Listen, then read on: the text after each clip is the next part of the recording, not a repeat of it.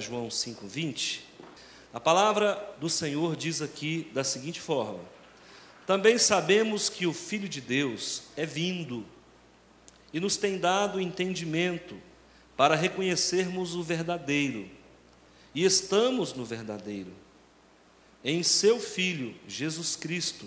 Este é o verdadeiro Deus e a vida eterna. Eu quero que a igreja repita comigo: este é o verdadeiro Deus e a vida eterna.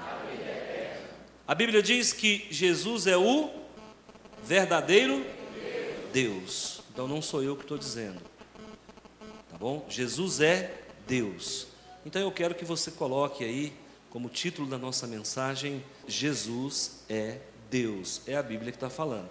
Agora vai comigo lá em Mateus capítulo 1, no versículo 23, a palavra do Senhor diz assim: eis que a virgem conceberá e dará à luz um filho, e ele será chamado pelo nome de Emanuel, que significa Deus conosco.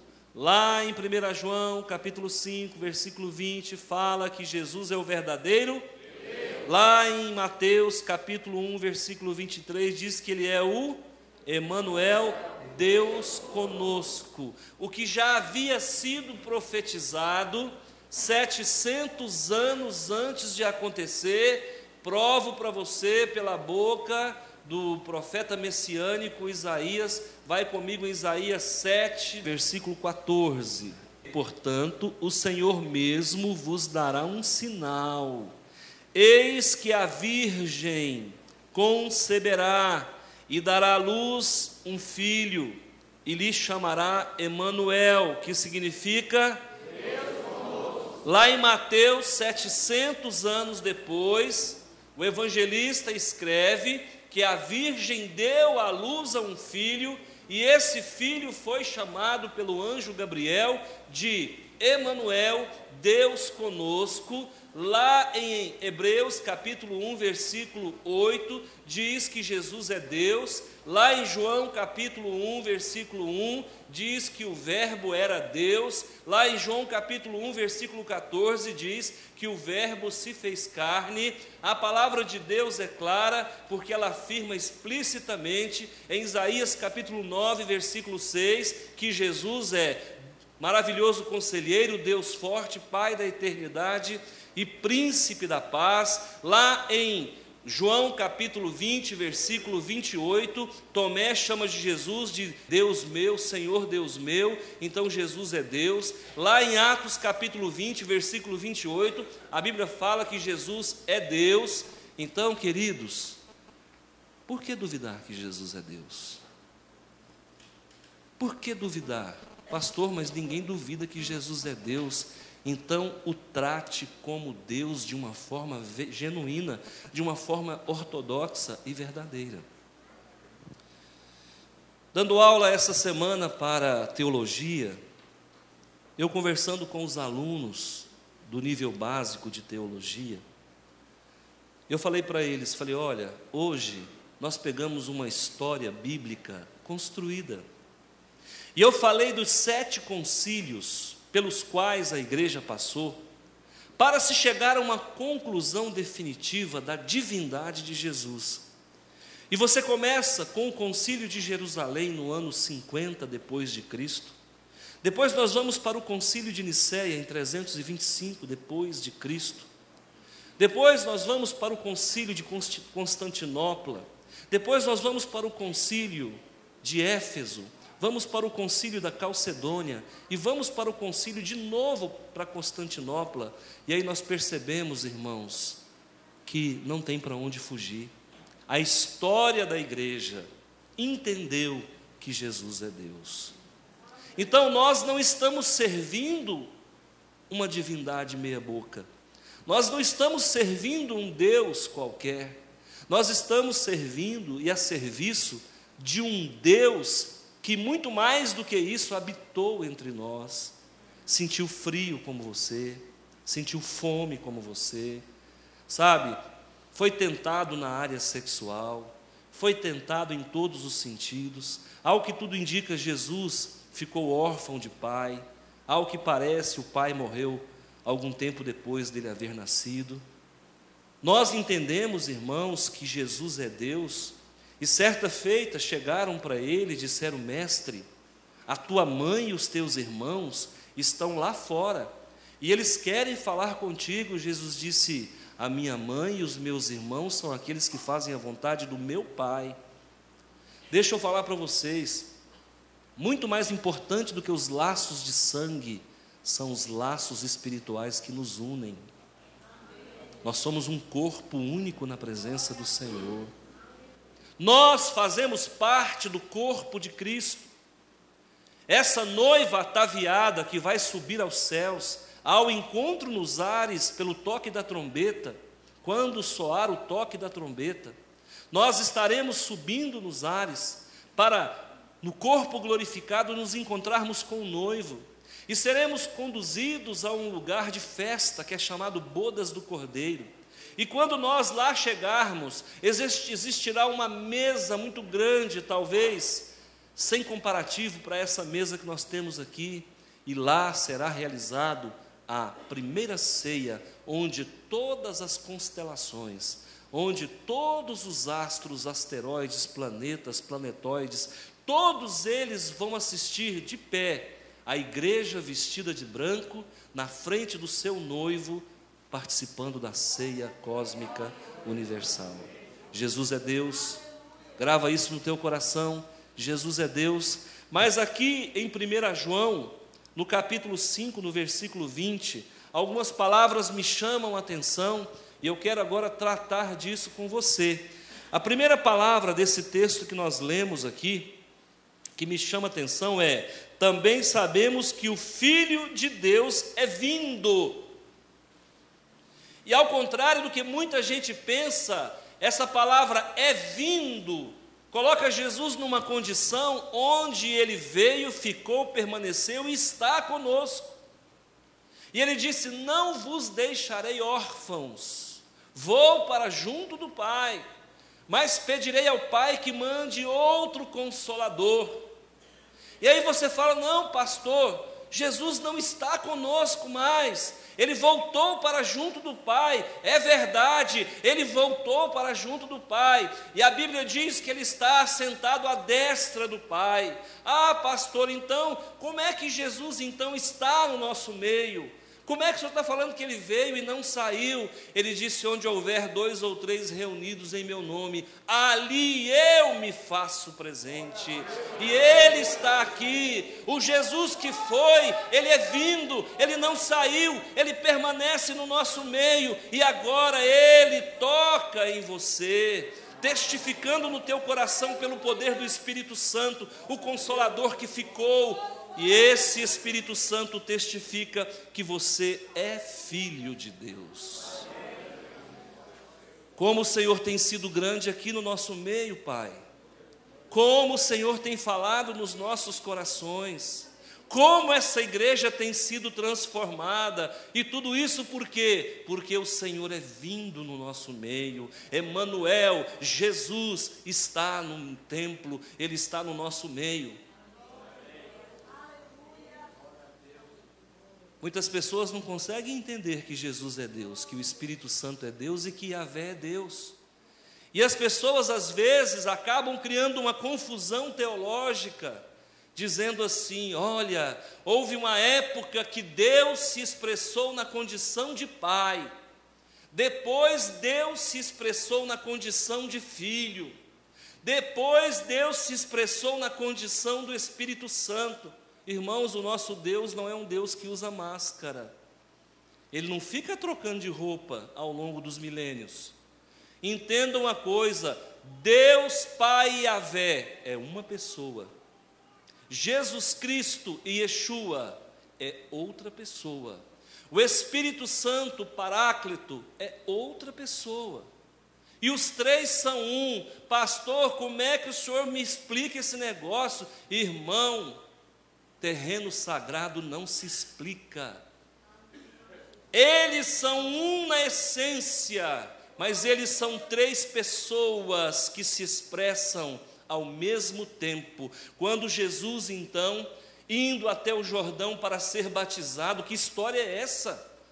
Batismo é para quem tem pecado, é para quem se arrependeu de pecado. Jesus não tinha pecado, mas então ele vai até o Jordão, e lá João Batista estava pregando: arrependei-vos, raça de víboras, eis que é posto o machado à raiz da árvore, e toda árvore que meu Pai Celestial não plantou será cortada e lançada no fogo do inferno. Quando João levanta a cabeça, lá me vem Jesus caminhando daquela forma serena, eu sei. E quando se encontrou com ele, disse: você é ungido, mas como eu posso batizar você?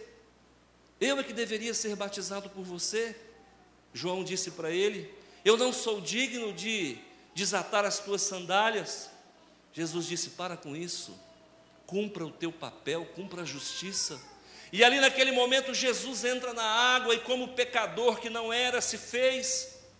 Ao entrar na água, João Batista então executa o rito batismal e faz ali o batismo de Jesus quando ele tinha 30 anos.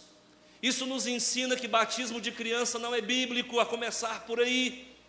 Jesus aos 30 anos foi batizado. Quando ele sai, uma voz brada do céu e disse: este é meu filho amado, em quem me comprazo.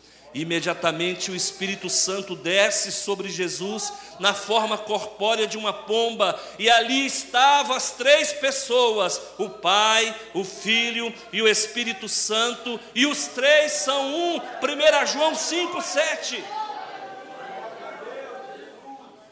Por que não se prega isso mais? Isso não é relevante? Olha para você agora como você está.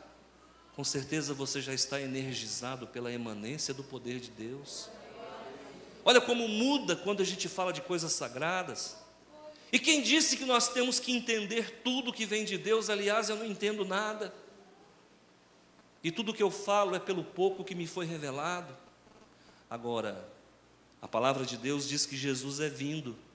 Então, por favor, quando você sair daqui, saiba que Ele está caminhando com você. Quando você abrir a porta do seu carro, saiba que Ele está sentado ao seu lado. Quando você voltar para casa e cair na realidade nua e crua que amanhã é segunda-feira e que durante a semana o bicho vai pegar, Jesus está contigo.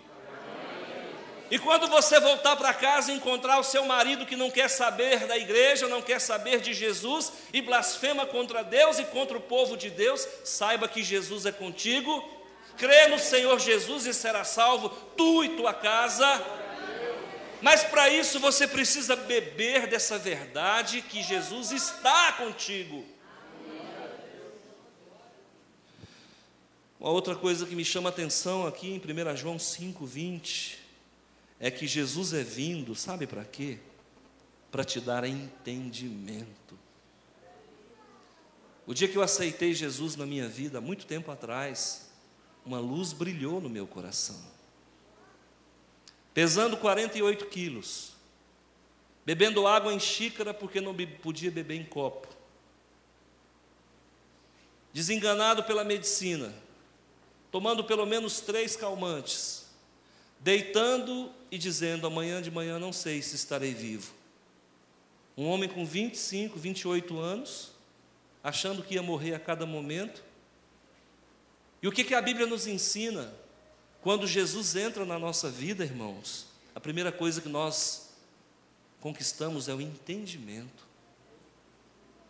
E eu comecei, a partir do momento em que me foi apresentado o Salvador, o Redentor, eu comecei a entender. Primeiro, eu não tinha razões para temer, não tinha razões para tomar remédios daqueles que eu tomava, não tinha razões nenhuma para achar que morreria durante a noite. Eu não tinha motivo para ser infeliz. E aí eu comecei a tomar posse dessa realidade. E tudo que o inimigo quer é que você não conheça a verdade, porque a verdade vos libertará. Então você precisa saber disso. parar de engano, parar dessas fantasias, dessas mentiras. Daqui a pouco vão vir crendices de que durante 40 dias não se pode comer carne. Aonde que falou isso? Meu Deus, me mostra isso na Bíblia, que durante 40 dias eu não posso comer carne. Irmãos, eu só não como carne quando não tem dinheiro. Aí fica às vezes difícil comer, né? Mas por favor, durante 40 dias faça um churrasco em cada lugar e se lembre de mim. Por favor, nós temos que sair dessa meninice. Nós temos que sair dessas tradições de igreja. Igreja, irmãos, foi feito para mandar o povo para o céu, não é para acorrentar o povo em mentiras, não. Sabe, essa ideia louca, e nós temos que começar a conhecer a verdade. Quantas vezes o maligno durante a noite falava, eu vou te matar, e eu tinha medo de morrer. A partir do momento que eu descobri que Jesus é vindo na minha vida, que Ele faz parte da minha história, e que Ele morreu por mim, e que Ele não é um espírito de luz, Ele não é um ente querido que morreu, Ele é o Deus Todo-Poderoso, emanente e transcendente, que despiu-se da sua glória, mesmo sendo Deus, se fez homem, para habitar entre os homens, para trazer para os homens a certeza de que há uma vida após a morte, e mais que há uma vida dentro da vida. E aqui na sequência, diz o seguinte, Ele é vindo para nos dar entendimento, e para nos dar reconhecimento do que é verdadeiro. Nós acabamos de sair de um carnaval. Graças a Deus, o povo de Deus não faz parte disso. Para nós não tem penalidade. Nós não estamos sobre júdice. Não há julgamento sobre a nossa vida. Porque enquanto muitos pulavam e se embriagavam e se deleitavam nos prazeres da carne, nós estávamos buscando o Senhor. E isso não nos faz melhor do que ninguém, pelo contrário, isso nos faz intercessores por uma cidade caída, por um Brasil caído, por uma sociedade morta. E esse reconhecimento da importância que nós temos para o Pai é que nos traz dignidade. E eu quero que você entenda que estar aqui nessa noite, você não está apenas se abastecendo das verdades imorredoras que são faladas no púlpito, mas você está se abastecendo também do direito de servir o próximo. E esta semana o Senhor pedirá contas a você do que você recebeu aqui nessa noite. Alguém vai procurar você durante a semana e vai contar o seu sofrimento, e vai contar a sua dor, e vai falar do seu lamento, porque tem muita gente vivendo nas lamentações de Jeremias, enquanto nós já estamos na terra que mana leite e mel. E aí, sabe, irmão, você vai abrir a tua boca, e a palavra de Deus diz lá em João 7,35, se creres em Jesus, como diz as Escrituras, abrirás a tua boca e do teu interior fluirão rios de água viva. E aí você vai abrir a tua boca e vai dizer para aquele que contigo trabalha, para aquele que contigo caminha, para aquele que contigo conversa, você vai dizer, fala, olha, Jesus é vindo, Ele está no nosso meio. Mas fale com coragem, com ousadia, e você vai sentir que algo de sobrenatural vai te envolver juntamente com essa pessoa. O problema, irmãos, é que nós retemos a graça de Deus. A graça de Deus, irmãos, ela não foi feita para ser retida, ela foi feita para ser verbalizada. Não coloquei a candeia embaixo do candeeiro, mas sobre o velador, diz a palavra do Senhor. As verdades que você recebe aqui é para que você fale durante a semana, é para que você seja sal da terra e luz do mundo. Deixe a luz do Senhor brilhar na tua vida. Você não está servindo o pastor Antônio, não. Você não está servindo a Convenção Batista Nacional, não. Você está servindo um Deus que é verdadeiro, um Deus que está presente e que cuida de você. Afinal de contas, quando você chora no seu quarto e ninguém vê, as tuas lágrimas é o sangue derramado de Jesus na tua vida. E as pessoas que te jogam pedra, dependendo do tempo que essas pedradas vêm contra você, se você estivesse aproveitando para segurar as pedras, para fazer o alicerce da sua casa, hoje você estaria um monumento na fé, na presença do Senhor.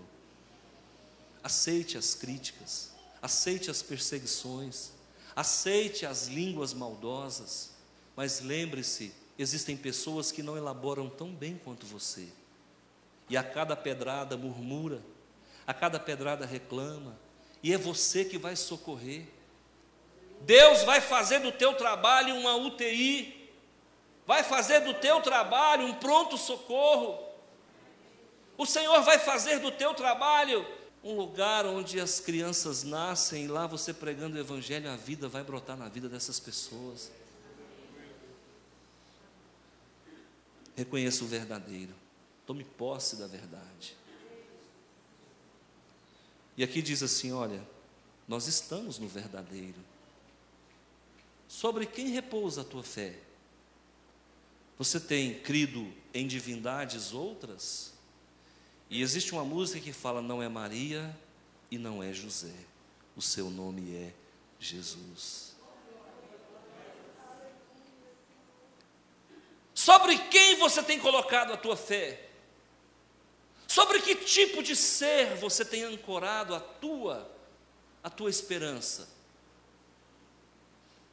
Olha, qualquer dessas pessoas proeminentes que morreram ao longo de 2000 anos, é possível que você encontre o túmulo delas, e é possível que você encontre os restos mortais, mas se você encontrar o túmulo do nosso Senhor e Salvador Jesus Cristo, você vai se decepcionar ou você vai se alegrar? Ele está vazio.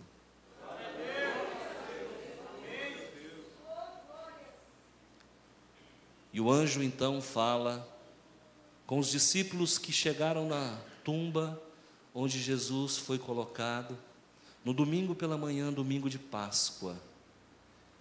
Sentado sobre a pedra, o lençol estava ali.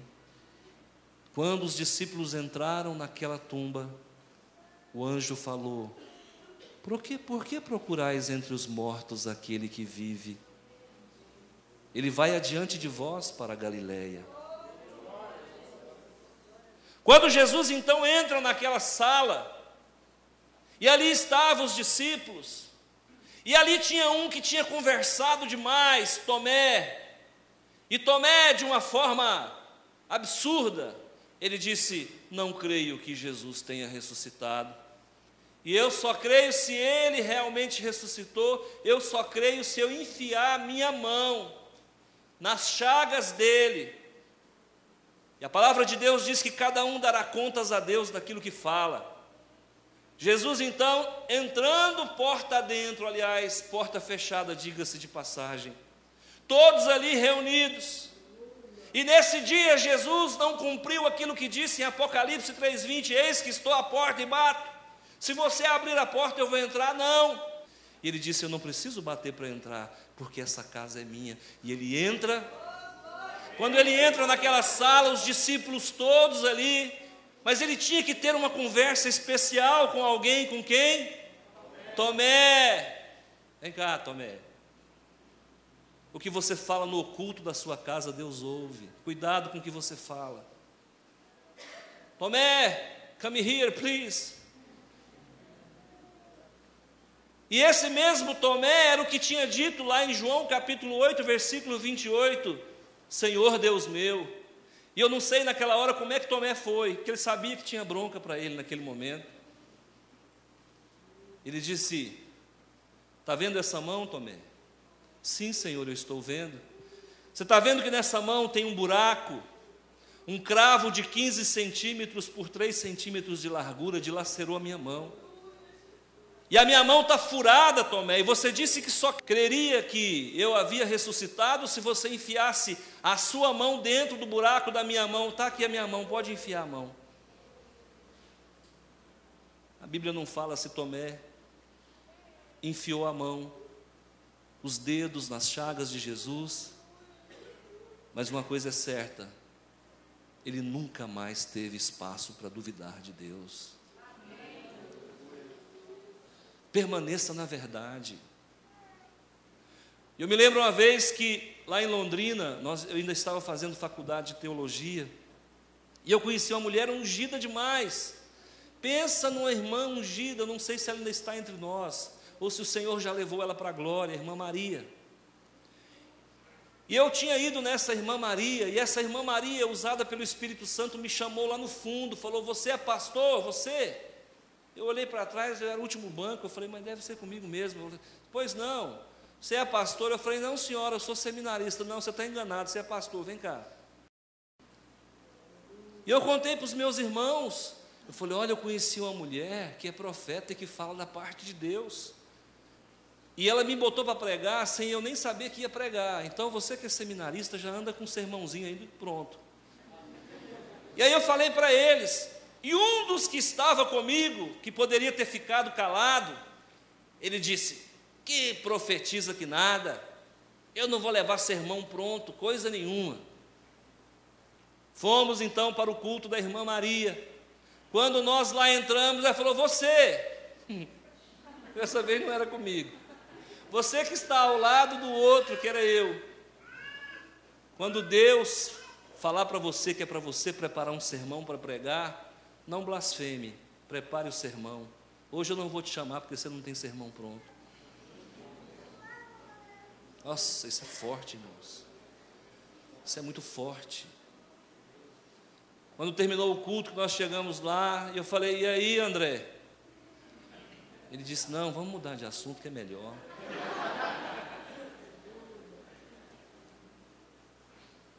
Permaneça na verdade, irmãos. Não duvide, o nosso Deus caminha entre nós, Ele é vindo. E aí diz o seguinte: estamos no verdadeiro, em seu Filho Jesus Cristo. Por favor, traduza para mim o que significa esse Jesus Cristo. Aqui não deveria estar Jesus Cristo, aqui deveria estar Jesus o Messias. Por que então está Cristo? Porque a palavra Cristo é a tradução da palavra hebraica Messias, que significa ungido. Então preste atenção, nós servimos o Filho de Deus, nós servimos o ungido. Ungido por quem? Pelo Espírito Santo. E hoje a unção do Espírito Santo, irmãos, não precisa mais ser com óleo. E nós usamos óleo para alimentar a tua fé, mas a unção agora vem diretamente do céu. É o Espírito Santo de Deus que repousa sobre a sua vida. E quem está cheio do Espírito Santo é como uma esponja que reteve água.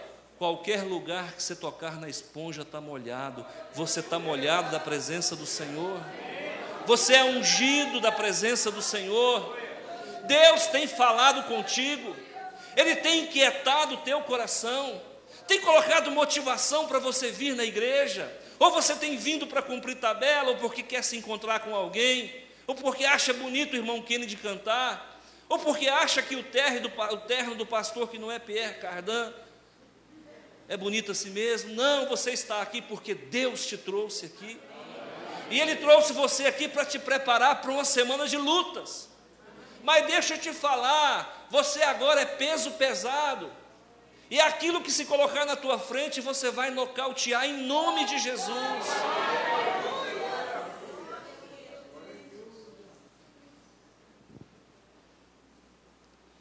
O ungido é verdadeiro, o ungido é filho de Deus, o ungido está presente, o ungido quer que você não se desvie nem para a direita nem para a esquerda, o ungido quer tirar todas as suas culpas, ele quer fazer de você uma nova criatura, e é por isso que você está aqui. E quando você estiver aqui, você vai estar pesando pelo menos 50 quilos a menos, porque o Senhor vai tornar você leve, limpo, leve, solto. Para finalizar, diz: este é o verdadeiro Deus. Quem? Jesus. Ele é Deus.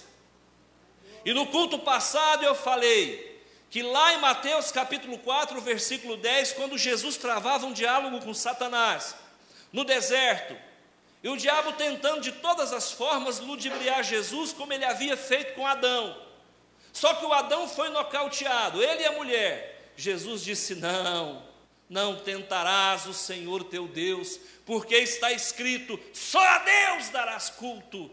Satanás então enfiou o rabo entre as pernas e saiu, e Jesus, a palavra diz que ele saiu cheio do poder de Deus, porque ele venceu o tentador.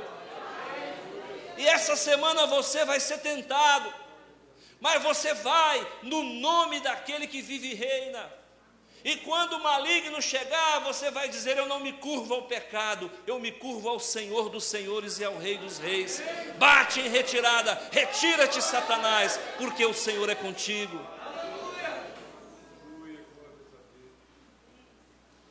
Quem quiser vir após mim, a si mesmo se negue, tome sua cruz e siga-me.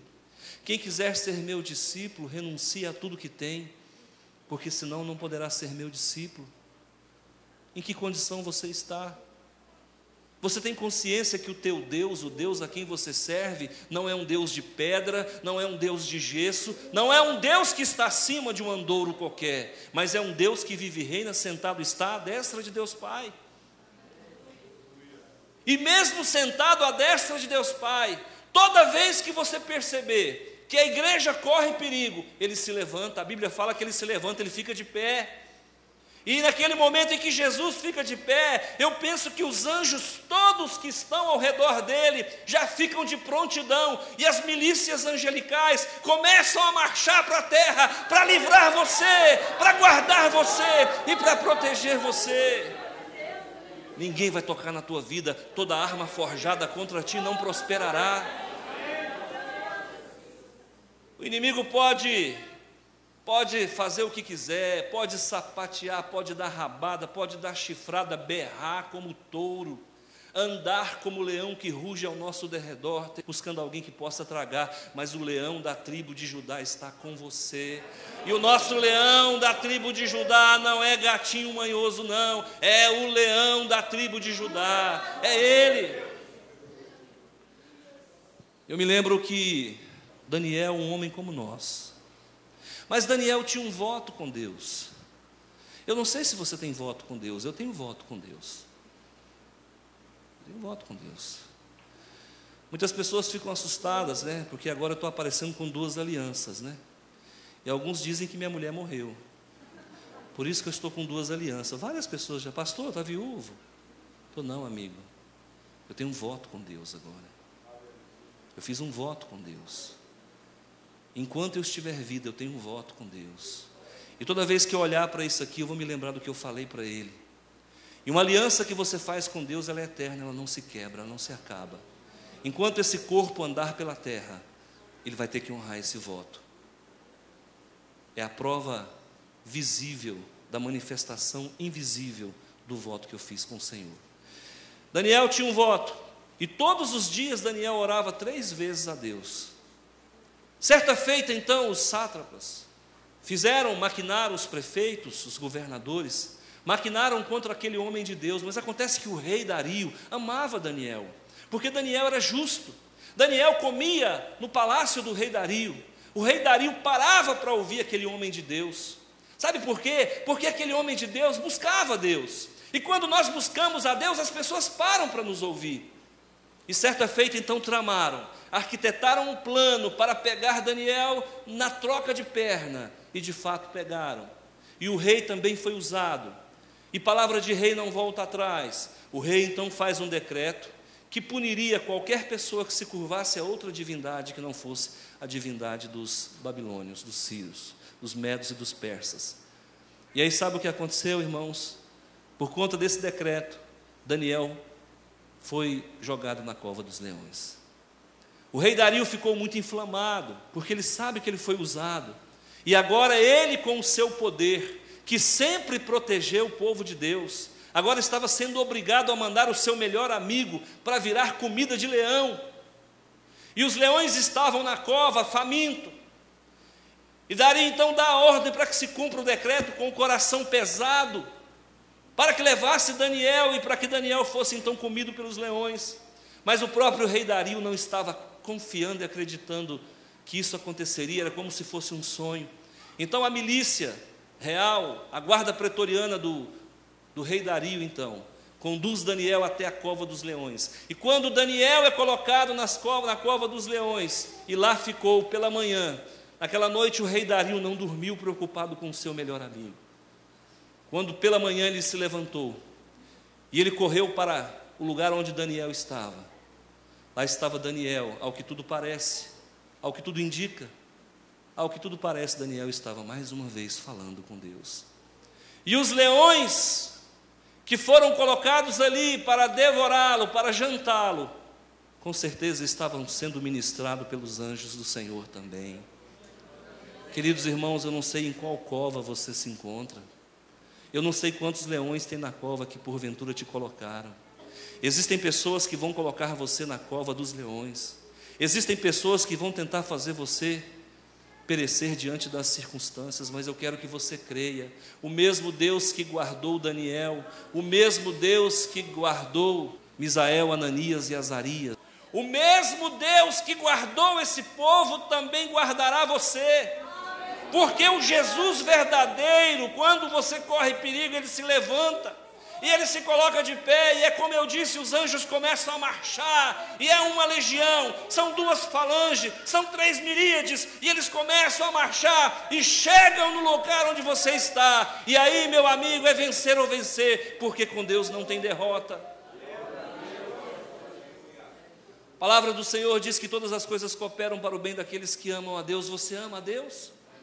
Então tudo de ruim que acontece com você amanhã será os degraus que você vai subir, serão os degraus que você vai galgar para a vitória que é tua e que foi programada antes da fundação do mundo, porque Jesus, o Senhor dos Senhores, te fez para prosperar, para crescer e para vencer. Amém? Eu deixo essa palavra com você dizendo: nós não servimos a um Deus de barro, nós servimos a um Deus verdadeiro. Jesus, chame como quiser, Yeshua, Jesus, Yehoshua, chama como você quiser, o Cristo, o Messias, o ungido, mas saiba, Ele é Deus e Ele velará por ti. Amém?